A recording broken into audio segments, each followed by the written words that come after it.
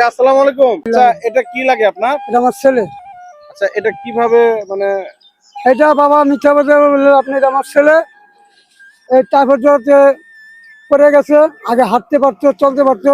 বাবা আমি এখনো মেরুদণ্ডের রোগী, আমি পারি না কোনো কর্ম করতে। ছেলেটেলে দোকা বাসা বাড়িতে অথবা মহল্লায় আমি দোকা ছেলেটেলে সাহায্য চাই।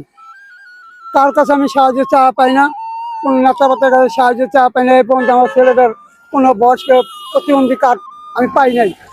এই সরকার বলছে যেন এই বয়স্ক ভাতা অথবা কার্ড আমরা কোনো কিছু সাহায্য পাচ্ছি না, যে সত্যি কথা বুঝলেন।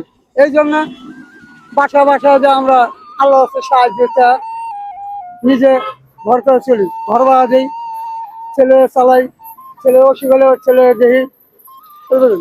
এই আপনার তো ফ্যামিলি আছে না? জি। তার মা কি করে? তার মা ওই বাসা বাড়িতে কাজ করে। আপনাদের বাসা কোথায়?